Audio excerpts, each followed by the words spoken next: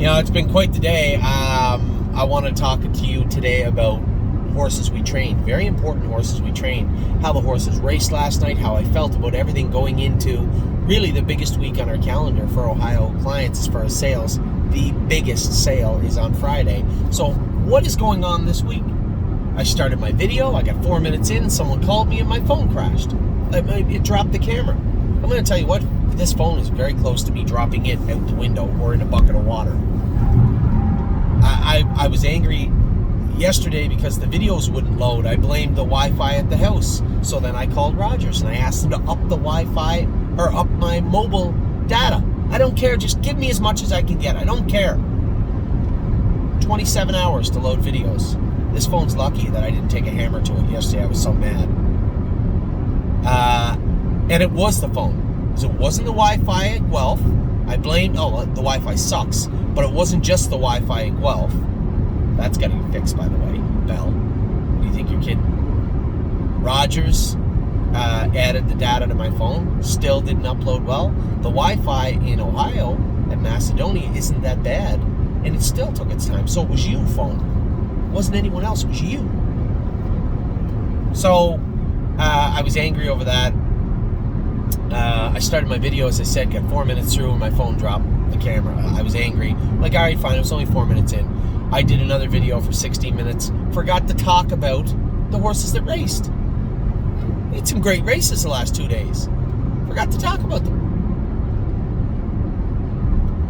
Then I did another video. Fine, don't worry, scrap the 16-minute video. I'm going to do another one, 19 minutes. Forgot to talk about trainers. So now I'm going to talk about both. Clear head, clear conscience. Talk about both. So, I get to Northfield Park last night. We had a great night the night before racing. Everything worked out well. The video thing annoyed me, but whatever. Turn the page. I get to Northfield Park, and we got Cake in, right? Cake is what Addie calls Unbeatable Kemp. So I call him Cake. We got Cake in. He's coming off a terrible mile, an abysmal mile. I don't know what happened. His blood didn't come back bad. He scoped good. It was just him being him, I guess. If you drive him and put him in a position to race poorly, he will. That's why I implore everybody, please don't put him on the front. Don't come first over. Please, please, please. You know where this is going. So I look at the program. There's a lot of bad horses in with them last night. The only horses to beat are the 5 and the 7. Now, I'm getting to Northfield Park. I got to watch Renegade Gypsy race great. Somebody said, well, Mario put him on the front again. Where did you want to put him? Now, I shouldn't say that in an argumentative way because it was more of a question than a statement. But more like, why are we on the front? Well, because, what do you want to do? Let Gino Toscani go, who's done it the 3/8? The horse on the rail looked okay, but moderately okay. There was only 3 horses in the race, according to the towport and according to the program I looked at, was Mario, Randy, and Louis Philippois from the outside, who didn't leave. So that just leaves Randy, who didn't leave, Mario, and Gino Toscani and Bob McClure on the inside. So, in the perfect world, you would have parked Gino, which he did, and Gino would have hung out. Randy probably wouldn't get started up until late in the third quarter. Not enough time to really gather speed and take a run at Mario. Mario was a winner. But as it turned out, the barroom horse walked almost heading to that, just past the half, which just gave Randy the entire backstretch to just move over, accelerate at his own pace, get up into Mario, run him down, and get up and beat him. If he doesn't get out till the far turn, there's a 0% chance he beats him. I don't think anyway. But I thought Renegade Gypsy raced great. Mario absolutely drove him 100% correct. So we still got the semifinals and the finals for him. He's got a couple of races left, I hope. And then put away a good 2-year-old who hopefully will be a great 3-year-old. So Renegade Gypsy raced great. Brave World raced fantastic. Again, Harry sent me a message after and said, hey, I'm going to give him next week off. He's got to go up into the preferred 2. He's raced plenty. He raced tough, which he's right. He's right. So next week he'll skip and then race after that. But he's been racing so good. And even Walk on the Moon later on in the evening raced great. Mario drove him good. And a horse that hasn't really put together a consistent dance card all summer. I thought he raced well last night, only beat two lengths or so, and looked good doing it. So I think he's got a bright future also. So that leads us back to Cake. Warm him up, and I said, I don't know, maybe he's tired. We almost didn't enter him. We didn't enter him. They called looking for an entry. Of course, it always happens this way. I can't take your call. They called looking for an entry for the maiden, asked if Unbeatable Kemp could race. I guess. I said worst case scenario, it's his last race of the season. If he doesn't race, great. Best case scenario, it's a prep on a half-mile track. If he doesn't get in Lexington for the final, if we decide to race him and he doesn't get in Lexington on the final, it means he got around a half good. We could talk about freehold. So yeah, go ahead, put him in. So we put him in. I warm him up with a mini bit on. Now this is a horse that wore, you guys rewind your memories all the way back to the first qualifier where he made that break at Northfield. It wasn't in a turn. It had nothing to do with the size of the track. He was hot. And he wears a snake cord. But even in Kentucky, when we got him back to race him in Kentucky, the snake cord was almost not enough. He's not a little boy's horse. He can get you in trouble. So after his second place finish in 54, I said, enough with this. Put a dog chain on him, put a chunk. It's exactly what it is, a dog chain. It's a chain that goes around his mouth, a little more pressure on his jaw. Relax, settle, stop, you're pulling. He raced great. Finished third, but he get run into coming out of the last turn. Raced good, finished third, and then the race with Charlie happened. So I don't know if he's tired or what's going on. It's a real poor race to make a decision on the remainder of his season coming in on, right? Just such an abysmal mile.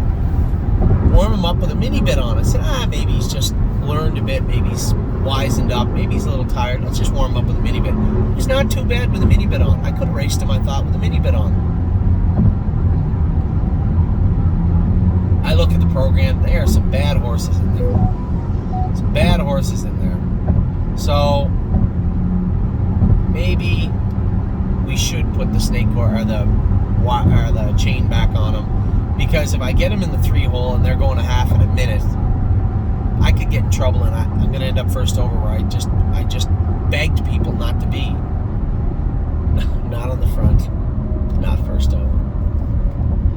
So in my mind, I drew it up like a coach on a chalkboard. Here's X is Cake, Unbeatable Kemp. O is Billy Davis. X is going to leave a little bit, put everybody in behind because he's the favorite. He's going to let Billy go. X is going to follow O till the head of the lane, then X moves out, destroys O, crushes him, wins the race easy. That's how I drew it up on the chalkboard. Nope. X leaves out, O makes a break. Uh-oh, wait. Anthony doesn't have a plan B for O making a break. Well, that wasn't smart. What am I going to do now? I don't want to be on the front end, but every other horse in the race is not that good, and none of them want to challenge me. I show 55, they show 2-1. No one's coming. The only two horses I thought would leave into me, Aaron, who I didn't want in front of me, Billy, who I did, and maybe Hunter, who didn't leave. Now I'm on the front end. Well, I don't want to be here, but now I'm on the front. He's actually a little warm. So rather than double him up and fight with him to get him over the half slow, I said, you know what? I'm just going to keep his attention the whole way. Every time he come back to me, I just speak to him. Hey. Just tap him with the whip, or, just shake the whip at him. He had earplugs in, but he can still hear. And he can still hear very good. So his earplugs stayed in. I didn't even pull them out the whole way. The bit was in his mouth going under the wire. Just destroyed them in 56. Not a mile I saw coming.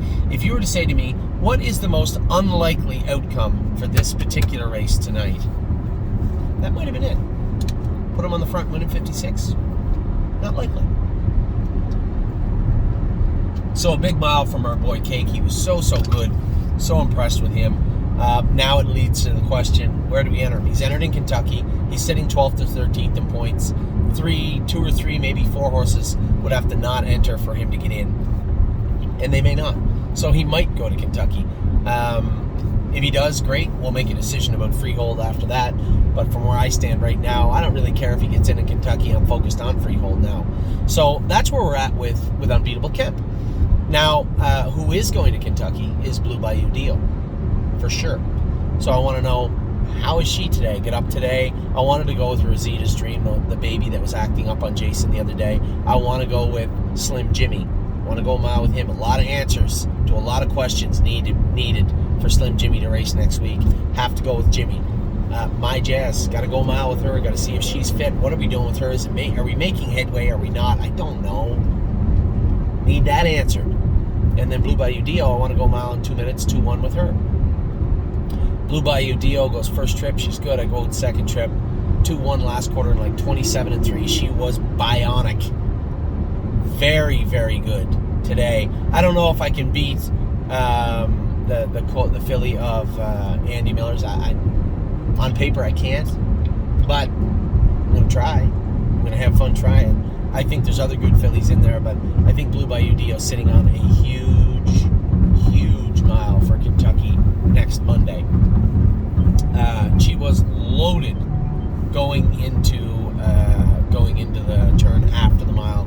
A big training mile for her. So, biggest question of the day, Jason and I go out. Jason and I go out with My Jazz. Jason's going with, I'm going with Slim Jimmy. It only takes me 3/8 of a mile to see that Jimmy's not awesome. I look down and I think I can see a little trickle of blood under his left flip-flop. There was. That's it for Jimmy for the season. No more Jimmy. I know the vet's calling me, but I can't do it. I'm going to have to call you back. Jimmy looked okay, but not 100%, and I can see why. Pulled him up. It wasn't pouring blood, but it was there. The foot separate, that wall separations. There's no way we're going to have him 100% for next week. And I told everybody, not Jimmy, not you, not me, not anyone affiliated with the stable or remotely likes Slim Jimmy wants to see him race next week if he's not 100%. And he's not. He's not 100%. So he's done. That's it for the season. It's the last time he's going to see harness till we bring him back in from the field. And that's what he deserves. This is a horse that came into this season with 0 expectations. 0. And showed that he's one of the best colts in Ohio when he's 100%. He's not now. So, no issues. He walked out of the bath rack into a stall, out of the stall fine. He's not sore, but he's not 100%, and he's not racing next week because of it. So that's it for Slim Jimmy for the season. And I don't think, 1, anybody's surprised, or 2, anybody's hurt over it. Yeah, it sucked. The timing of what took place last week with Slim Jimmy really sucked. But that's horse racing. I hate using that cliche. You know I hate using it, but it fits perfectly right now. So when it goes to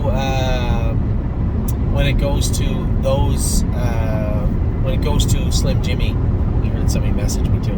When it goes to Slim Jimmy, proud of what he did this year. Very lucky to have such a talented colt, and he will grow up to be a very, very good horse. But his 2021 season has come to an end. It's not the end of the world. That left Jazz. Jazz made a break scoring down before the mile. I was starting to get a little frustrated. Here's the scoop with My Jazz. I'm going to give you a quick overview. Her feet were killing her all year, but she always was over on the right shaft and off a little bit left hind. Her whole life, she always seemed like something bothered her. And I think she had the same thing wrong with her that was wrong with Lawmaker. It presents almost like arthritis a little bit. Sore left hind when she starts out and then works her way out of it. And once you get her up into 5th gear, it's not present any longer. That's the difference between arthritis, or acute anyway, a little more acute arthritis, and what this is that it doesn't go away. Arthritis stays there, it bothers them. You can work your way out of it as a younger horse, but as you grow older, it gets worse and worse and worse. So My Jazz has this issue that presents like arthritis, but it's not present under x-ray, right? Nothing wrong with her soft tissue. We even had a bone scan done, and at that point it revealed there was a little degenerative issue. It's not uncommon with horses in the left hind ankle. We set out a loose plan to attack her and get her to the track. She made a break. We pull up Jimmy. I said to Jason, Jimmy's done for the season. Take him back, tell him to bath him. It's all finished. Make plans to get him to the field. But then I grab My Jazz and I go back out. I jog her around, turn her. She looks as good as she's looked for a long time. Mile and 57 in a piece, 28 on the end of it, 58 last half. Okay, move out of the way. Thank you, Florida guy. She looks as good as she's looked for a while today. Pulled up great, walked back to the barn great, walked out of the bath stall great. She just looked great. So very impressed with her. So couple of great stories from today, and one kind of crappy one with Jimmy, but I think we all knew in the back of our minds. I thought I could get him to 100%, but if he wasn't there, you guys knew I wasn't racing him. Nor did I want to. Nor did you want me to. So Jimmy's all done for the season. So the biggest part of this week, obviously, coming up is the sale. Now on Friday, we got some racing between now and then. I'm on my way to race Path of Totality. Now she's racing against Compass Rose DC. That will not happen again. I told Tim our horses don't race against each other. I don't mind racing our 2-year-olds for experience or prepping them for a race, fine. But just to race overnights against each other, no, that's a no-go. I'm not okay with that. And if the guy from the race office says the class won't go without 2 of them, fine, I'll race them somewhere else. But I'm not racing Path of Totality against Compass Rose DC. I just have no interest in doing it. Do it today, but that'll be it. And then Tanzanite Tricks, our girls coming off a little bit of sickness, a little bit of mucus in her scope the other day.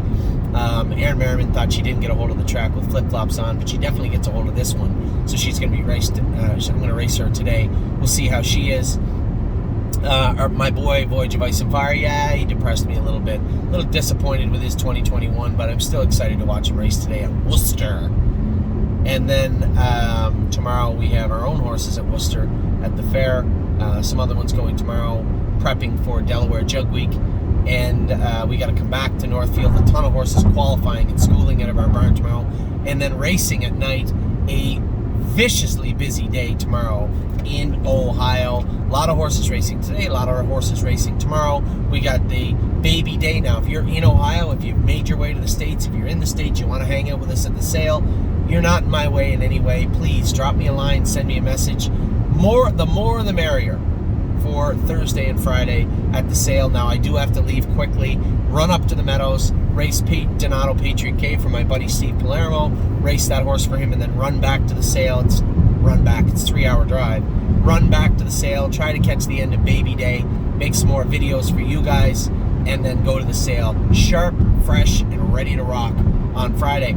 A lot of people messaging me. We have 4 lots available for the Ohio partnership still. Now, 2 of those lots, not a big deal. Guys are like, if you need a lot for something, I don't want anybody left out, which this is why we have the greatest clients. People saying, I don't want people left out. If you need a lot, take one of mine.